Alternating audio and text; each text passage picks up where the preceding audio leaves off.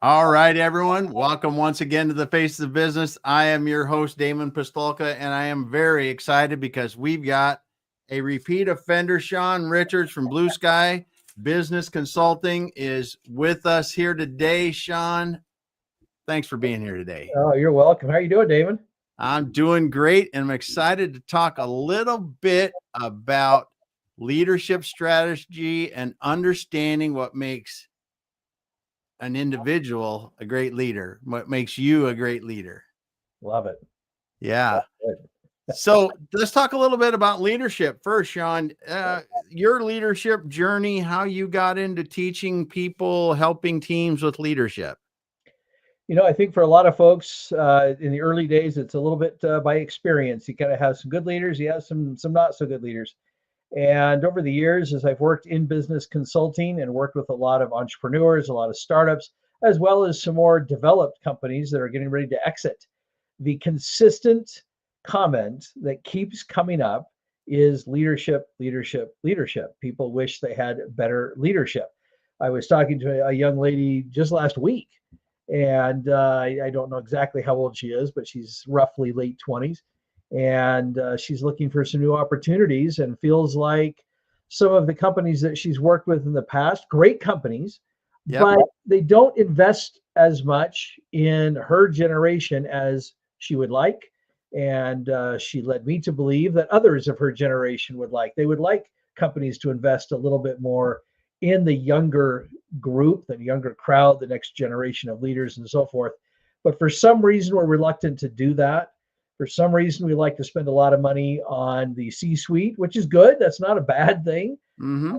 But let's develop those younger leaders as well and help them get ready for future leadership roles. And so I see it across the board with exit planning, which I know you're familiar with.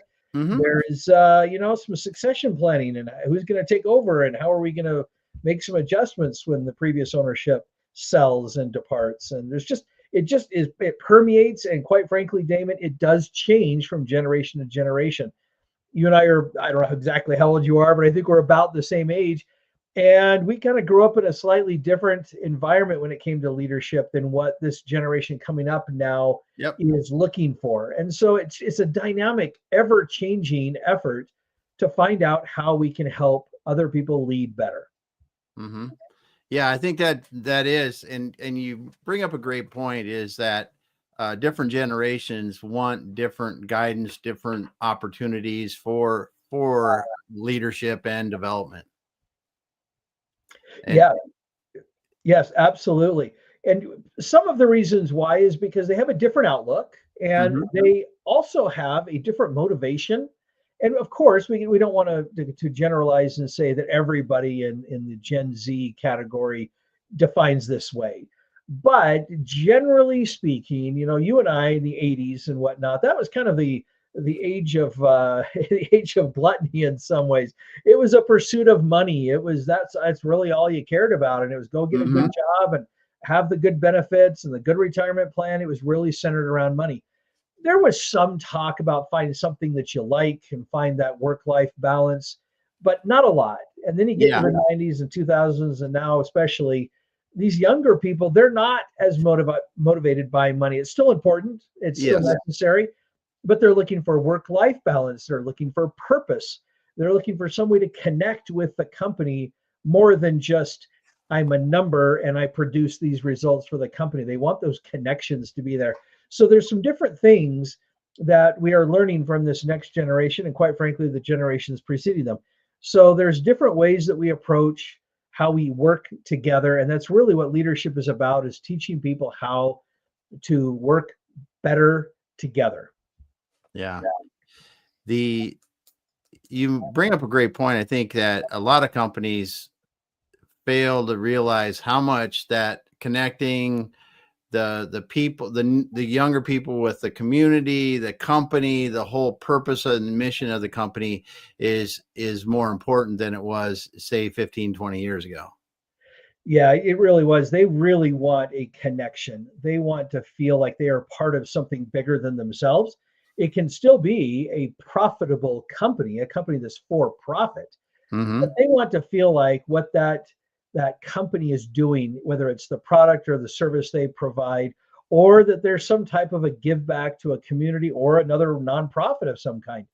All of those things matter to these people, and these younger people, as well as some older folks. I know that those are things that are important to me too. Yes. And we're just seeing that there's a little bit more of a shift in where those line up on the priority list. So leaders today, the senior leaders, really need to keep that in mind as they are developing the younger leaders, that they are going to be looking for different things and they will lead their teams in different ways. And that sometimes is what trips us up. If you're an older leader like myself in my 50s, you might think, well, this is the way to lead a team. This is the way to lead your department or your group or whatever it is. Mm-hmm. May not be the way that they feel to approach it, and that's where we sometimes get tripped up and start causing some chaos and mayhem when it comes to leadership. Yes, I can imagine the challenges of leading multi-generational teams.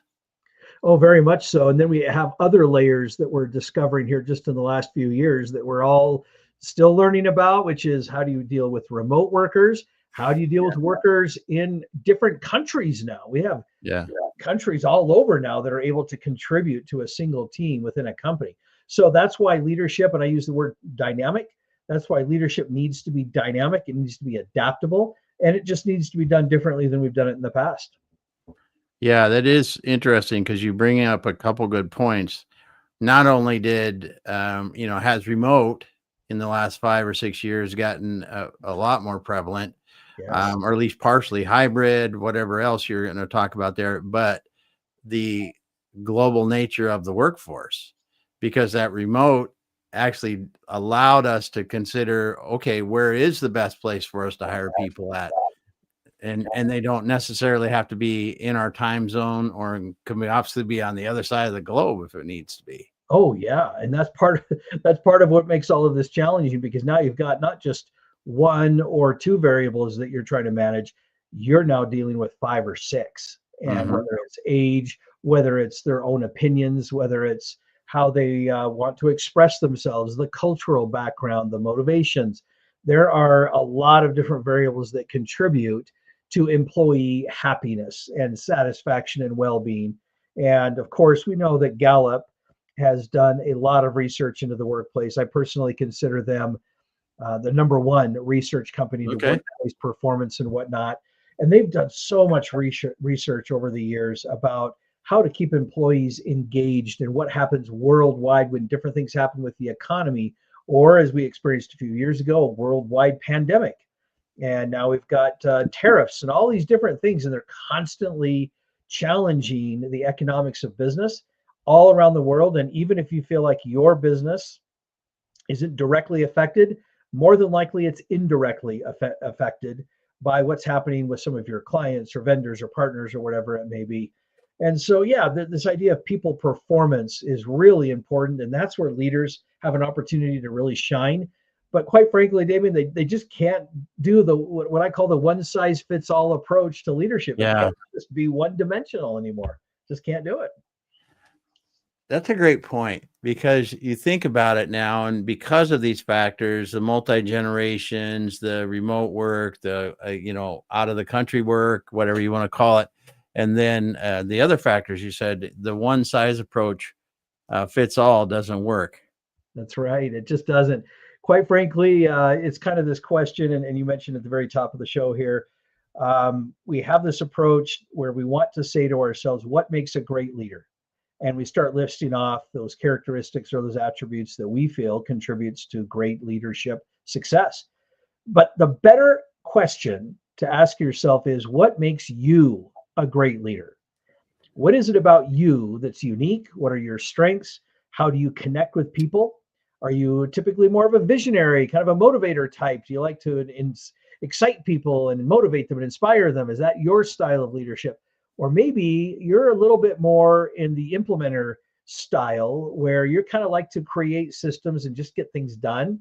And that can be really effective, especially in, let's say, a manufacturing setting where there's parameters that have to be met, and you cannot get outside of that. That's not the time to get creative.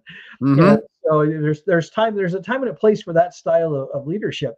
And then you may have a servant leader, someone who is invested in developing the people on their team or within the company. And that's how they like to effectively lead people, is to empower the person or the people that they lead to be better. And the fourth area that I like to kind of have encourage people to look at with regard to their leadership style is what I call expertise. Sometimes you have an individual that just has a lot of expertise in an area, or maybe they've been with the Hmm. company a long time and so they have a lot of familiarity with the company. That has value. And people can lead in that way by simply being kind of that wise old sage, kind of that person that's, oh, they've been around a long time. We need to go find out from him or her what they think Yeah. about the situation. That's a form of leadership, and that Hmm. can be really effective as well. So just, explore within yourself what makes me a great leader. What is it about me that can help others to be successful? Yeah, I think you bring up some good points there about they really need to look inside to see the characteristics that help to improve their leadership abilities. And Yeah. Oh, keep going. no, and when you say that, I'm just thinking about what are some of the ways that people can do this, because we have a gazillion different things to consider, and how would you even begin a process like this? Oh, sure. And it is, or can be, complicated. And the way that I like to approach it is to simply start with that really basic foundation. What drives you? Where is the phrase I like is energy for impact? Where can you make an impact? What is and this is your natural way of doing just about anything, not just in leadership. It's anything in life. What's your motivation? What's your energy for doing something, and how do you feel most energized to make an impact? And so that's kind of a foundational piece. On top of that, we like to layer strengths. So let's Hmm. identify not just a few casual things that you're good at, but really workplace environment and related strengths. What do you do that's unique about you that you bring to the table? For me, for example, it's consistency, it's includer, it's positivity, it's some of those things that I get really involved with other people, and I want to see them Hmm. see them succeed. And then the third layer is what I like to call the leadership dynamic. Okay, now let's talk more specifically about the method in which you like to lead. What do you feel most comfortable leading?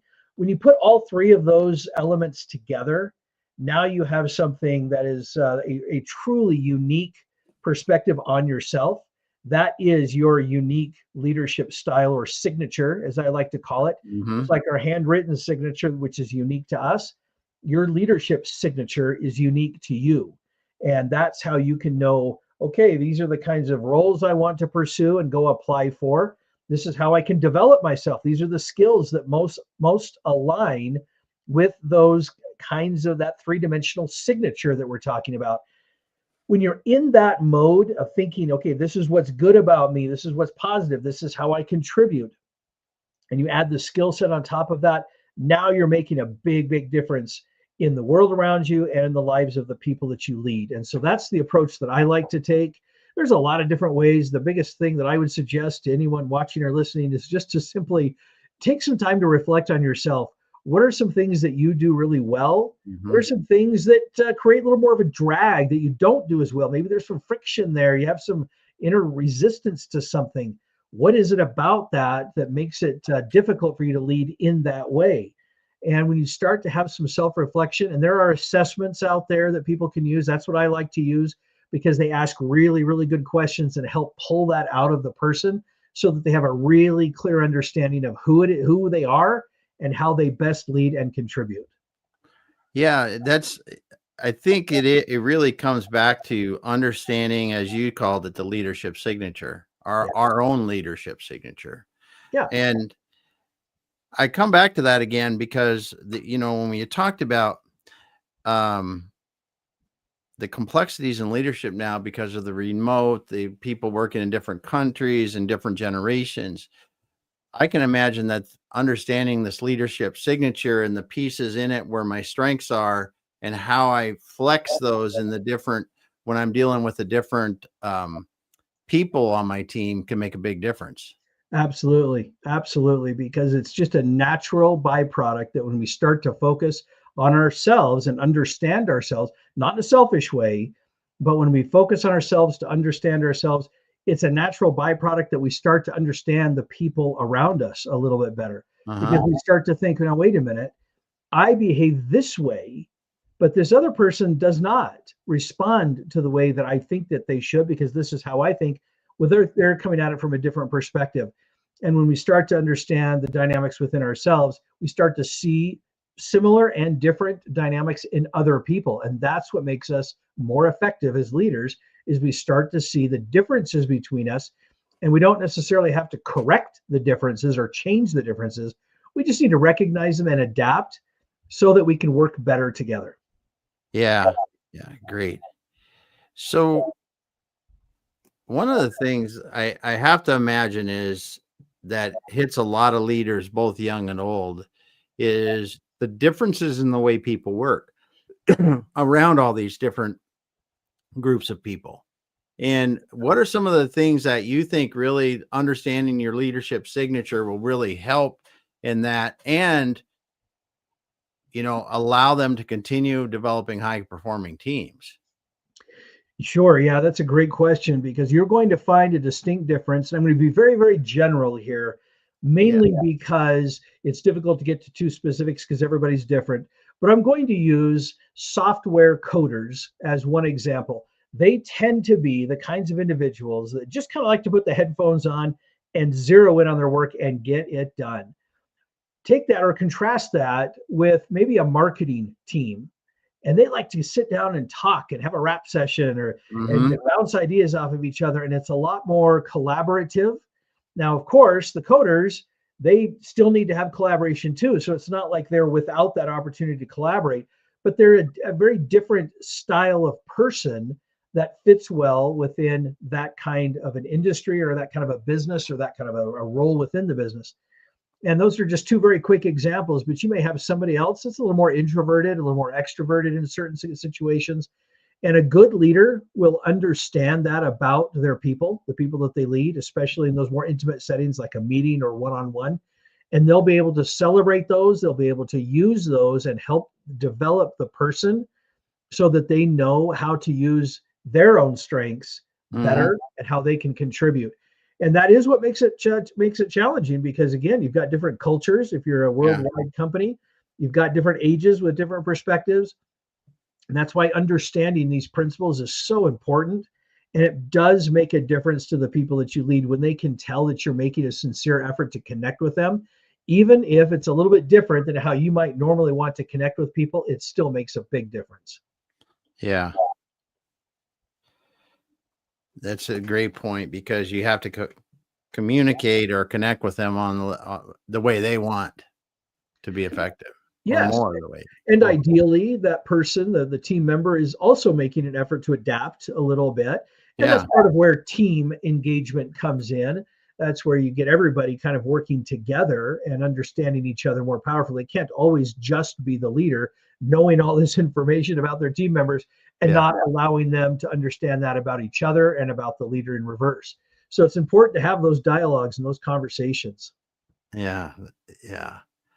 So as you're helping people with this, now you've um, come up with some ways to really help people, assessments and other things. What are some of the tools that you think can really help people start to hone in on their leadership signature and move forward that way?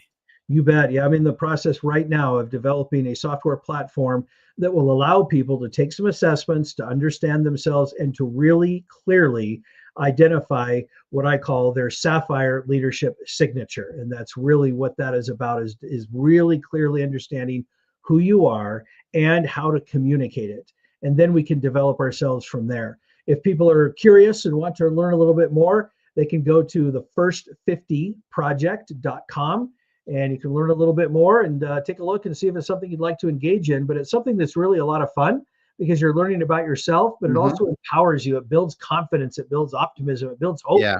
that you can do some things to help make an impact in the lives around you. So as you're doing this, that's awesome. First of all, so as you're doing this, what are some of the things that you realize as you're helping to go, okay, this is a big challenge. let's develop something to help people with this. Again, it kind of goes back to that idea that people come into leadership thinking that there's only one way that they need to do it, that there's only one way to develop themselves. And it starts with understanding yourself and having the language, the terminology to be able to clearly relate to other people. But it's also developing in the way that you develop best. I tend to be a little bit more of kind of an implementer. I like to create systems and organize things and follow systems for expected results. But I also have a lot of servant leader. I love to work with people and I love to see them succeed. And so I'm a little bit more of that blend of those two. I do have kind of that visionary style where I like to encourage people to see a big picture. I don't consider myself to be an expert in any one thing. And at the same time, I have a lot of knowledge and a lot of experience with these gray hairs that I've got here. That signifies something. And so there is a desire to share with people what I have learned throughout my life. And so those are more supportive roles, kind of that visionary and expert type roles. But the implementer and servant leader are the two styles that I lean into the most. And it's important for me to remember, if I'm ever leading a group of people, to recognize that other people may respond a little bit more to someone who has vision, and that I can help that person connect with the vision of the company or the team, whatever situation you're in. And so that's why it's so important to understand yourself to a much deeper level than just scribbling out a few key words or phrases. It's really understanding where it shows up, where you see it in real life situations, in real leadership situations, and then training or perhaps even retraining your brain to be more proactive and to act on that more often than just simply letting the things around you happen and then you have to react to it. It's being much more proactive. Yeah. I think you're right. That leadership strategy, when you get to the point that you've worked on it, you can be proactive. Yes. And understand it. The other thing that you talked about is, as you're doing this, learning more about ourselves, we learn more about others. Talk about that a little bit, because I think that's really important for people that haven't really looked at different leadership strategies, to try to develop their leadership skills, and how that really, as we see more about ourselves, how it allows us to see different things in other people and then respond to it. Yeah, it's a great question. I appreciate you asking it, because it is something that's deeply passionate for me, is to help people understand, especially the leaders, but everybody really, is to understand that everybody has something to contribute.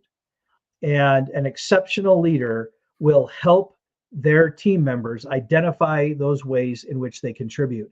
Because we all do things differently, and we all approach a problem differently.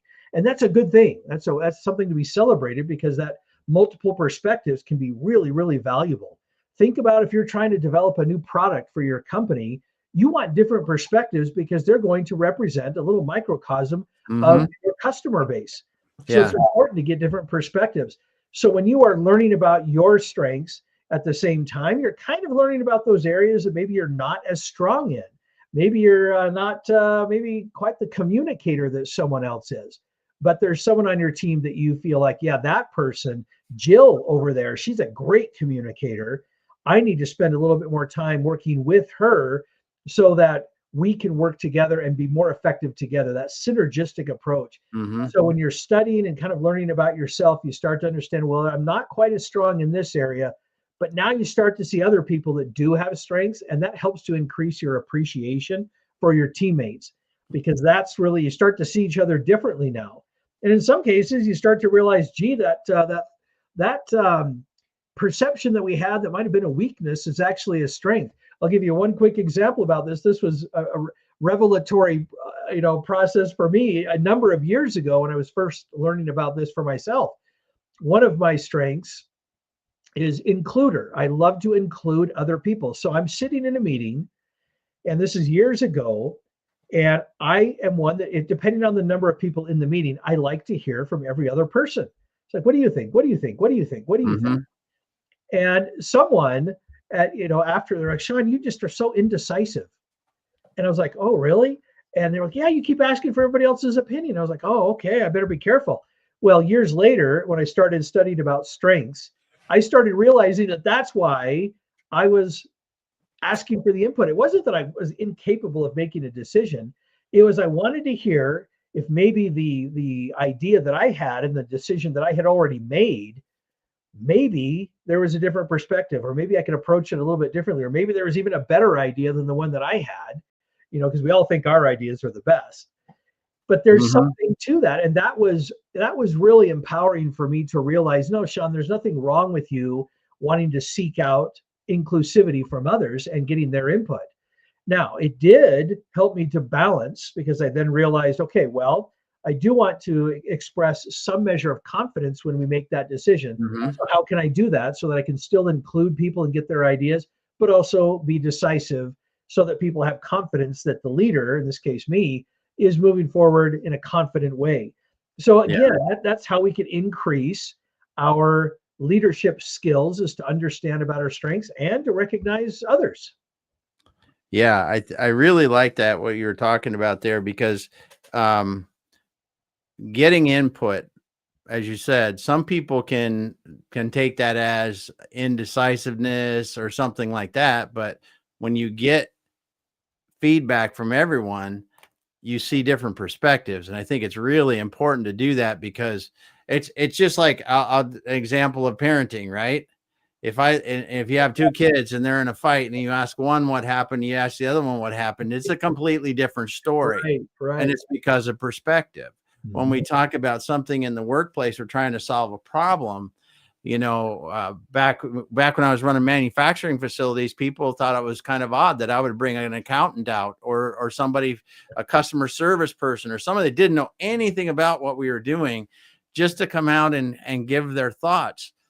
And it's that perspective, that different perspective that you get from asking those questions, I think is really important. Um, I just glad that you brought that up, because that can be the ultimate in strength if you really use it the right way. Oh, absolutely. And there's so many other examples. We have people sometimes that love to share their ideas all the time. And sometimes people go, oh, here we go again. We got, Yeah. Yeah. they're going to share their ideas. But what people need to realize is that that can be a real strength, because oftentimes that person will also champion an idea that someone else has. And they'll be the voice, that extroverted voice for someone else Hmm. that maybe doesn't have that natural ability to always be speaking up in a meeting all the time. But those are the kinds of examples where if you pull people together and learn about each other in a team environment, that can be so incredibly powerful to recognize, okay, we have Sally over here, we have David over here, we have Ernesto over here. What do they bring to the table? What do the three of them Hmm. do together as a team really, really well? And that's how you can construct teams. That's how you can hire. You can look at all of these different things to help strengthen your team. And of course, as the leader, not that we're interested in taking credit, but if you're orchestrating this, you're going to be a much stronger leader, and you're going to be leading high performing teams. And that's really what all of us are seeking in a leadership role. Yes. And as a leader, then, if you're, like you said before, if you're working on your leadership strengths and understanding those, you will see the strengths of others around you and really encourage it, because you said a couple things. People like to share ideas, people like to get input on things before they move forward. I mean, those are real strengths in your team when you have people that do that, because you never know when an idea is going to be the one that we need, or you never know that when the idea we talked about, a year ago is the one that's appropriate now. Um, Absolutely. so in your leadership work, I mean, we always talk about strengths and weaknesses. How much do you really, I mean, how much do you really focus on weaknesses when you're trying to develop yourself as a leader? It's a great question. Not very much. We need to be aware of them. We call them blind spots or weaknesses, whatever term you choose to Yeah. use. But it is important to be aware. And that, I'll go back to that example I shared a minute ago, about being an includer and wanting to hear from everybody. It was helpful for me to recognize, hey, this is how this is being perceived by others. It's not what's inside me. That's not what I'm thinking or feeling as I'm reaching out, but that's what people see. And sometimes we do things so naturally, it just comes out naturally for us, that we don't recognize that it may be perceived differently by somebody else. And so again, some of that self-awareness is really important. But at the same time, I'm not one that feels like we need to correct weaknesses. Rather, we need to strengthen our strengths and make them even stronger and use those strengths to manage the weaknesses, to kind of be careful about feeling like, oh, I'm not good enough, or I don't have this Mm-hmm. strength or skill, therefore I cannot do this job, or I can't be a good leader, whatever it is. I'm one that's like, no, don't think like that. Don't think, oh, I'm not a good leader. Don't ever think that. Let's find out what makes you a great leader, and then let's focus and lean into that, because you are. Yes, there are some skills to be gained on top of those three layers that we talked about earlier, but that self-awareness and recognizing, yes, I'm not as strong or have a weakness or a blind spot in this area, that is important self-awareness. And you could also use that, especially in a team environment, to say, okay, I struggle with this, but I know that Damon is really good at this. And together we make a much more powerful team. Mm-hmm. You brought up a good thing. I think that leaders need to understand that situationally, you might not be a good fit with your leadership strengths and where you're at. And it doesn't mean you're not a good leader, but it just means that you haven't connected your strengths with the right opportunity to really be the best leader you can. Exactly. I am in the process of doing some very light research that in the coming years will go much deeper. But I've been always fascinated, and I'm sure that many of us that are watching or viewing this are familiar with someone who has been very successful in a CEO role, and especially as the companies get larger and literally more public. Yeah. They hire and they bring a CEO that was successful over here and move them over into this position, and then they struggle. And I've always wondered why that is. I believe that a lot of it is, it's difficult to know for sure because we're not in the rooms there with the people, but I have a belief that a lot of that is because the type of leadership that was needed was not what that other person has. And so what they're doing, that former CEO said to themselves, this is what worked here. I'm going to take that and bring it over here. Again, kind of that one size fits all. Because it worked over there, it must work over here. It's not how it happens. It's a different dynamic. It's a different team. It's a different company, different product. Things are different, and we have to learn to adapt. And that's why when we talked earlier about understanding yourself and what roles you can pursue, that's really important, because you may think to yourself, oh, I want to be the CEO. And there's nothing wrong with that. There's nothing wrong with having that ambition. Just understand that maybe what that company needs in their CEO right now is not what your strengths are. And it may be tough to turn down an opportunity like that or to not even apply for it. But at the same time, if you're not setting yourself up to really succeed in that role, it may not work out for either side. Yes. Yes. And the thing is that there's only about so much you can adapt to a situation, and then you're just too far out of water. Exactly. Yeah, that's awesome. So let's talk a little bit about your book, Rapid Fire Leadership. Sure. And it just came out recently, and let's talk about how did the idea start?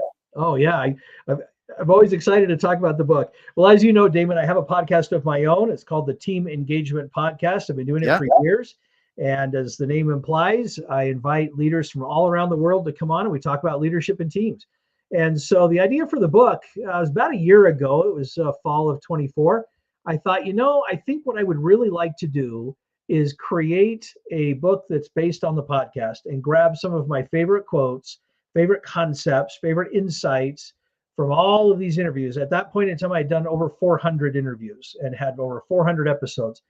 And so that's what I did. I went back through all of them. It took a long time, but I went back through and I picked out those that were exceptional for what I felt like leadership should be, because I asked the same 5 questions on the podcast of all my guests. And then every season I change the questions. But that allows for this idea of getting different perspectives on the same question. And so I went back through and I just took all the questions that I had been asking over those first 5 years and put them into the book.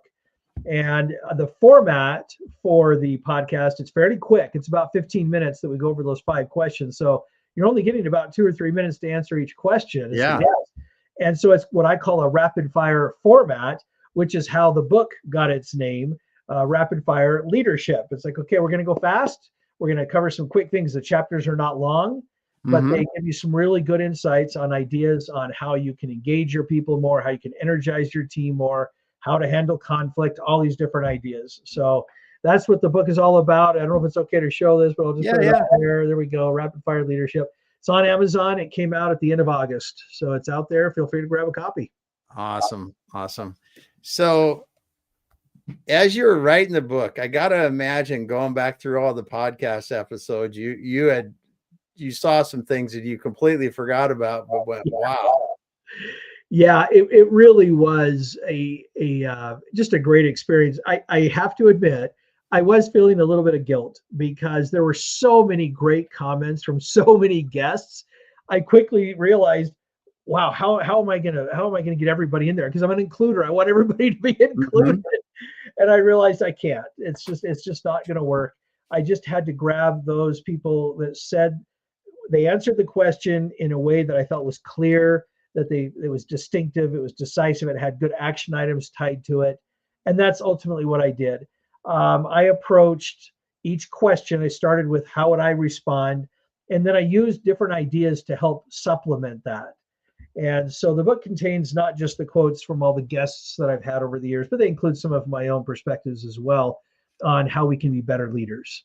But it was a lot of fun. It was a lot of fun. But yeah, there was like, oh boy, I wish I could include this one because they said it really well. But this other guest said it just a little bit better. Yeah. So I'm going to say it this way. It was tough though. It was tough.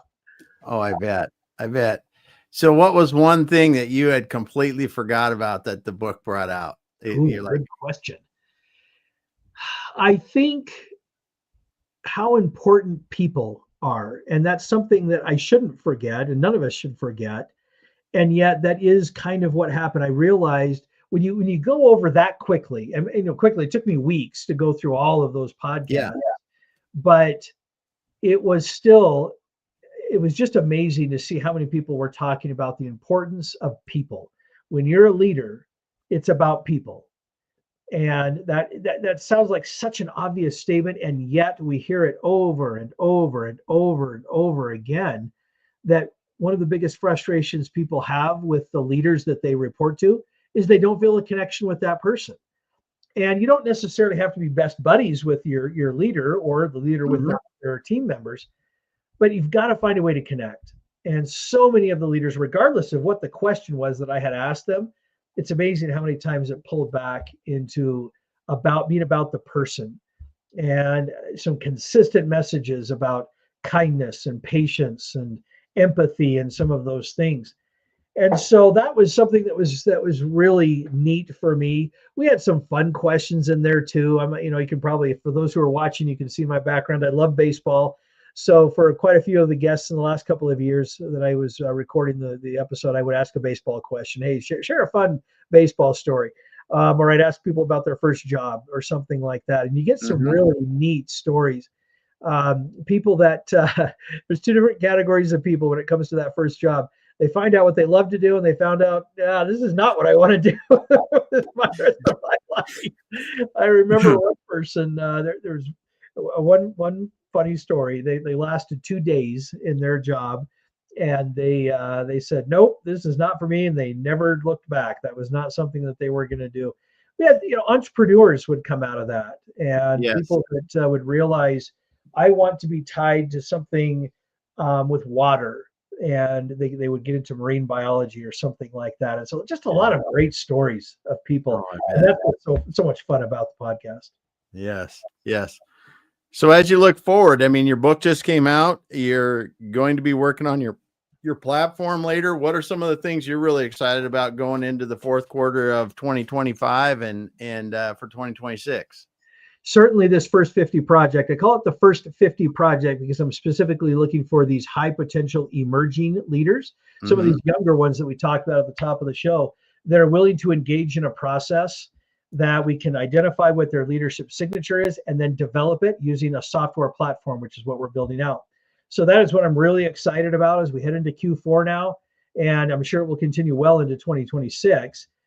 There will be more books coming out. I'm constantly learning and liking to share what I've learned. And so there are some book projects that I'm working on as well that I'm planning on having come out in 26 as well. So lots of good stuff going on. Awesome. Awesome. Well, Shawn, Thank you so much for being here today. I really enjoy when we get a moment to talk about leadership strategy, and today, specifically about understanding what makes individuals, and you, as in we capital U, YOU, as we put in the title, a great leader, and how that helps leaders to understand and lead better and be more successful. Well, this is great, David. I always appreciate talking to you, whether it's on camera or off. So thank you so much for having me on your show today. All right. Well, Shawn, if someone wants to get a hold of you and talk about leadership, talk about their leadership journey, what's the best way to do that? Sure. Lots of different ways. I'm on LinkedIn quite a bit, so LinkedIn's probably the best way. Shawn, Okay. SHAWN, and then the middle initial is J, and then Richards. And you can also go to that website that we talked about earlier, the first50project.com, or you can go to my general business website, which is Blue Sky Biz, B-I-Z, blueskybizconsulting.com. Very good. Well, thanks again for being here today, Shawn. Thank you. Appreciate it. And just want to say, I can see though we got people out there listening. Thank you so much for being here. If you got in here late, go back to the beginning and listen to Shawn all the way through. He dropped a lot of golden nuggets about, really understanding your unique leadership traits and how that can help you in your career, and then finding those. So thanks again, everyone. Thanks again, Shawn. We'll be back again next week with another awesome guest. Hang out with me, Shawn, Thanks, David. offline.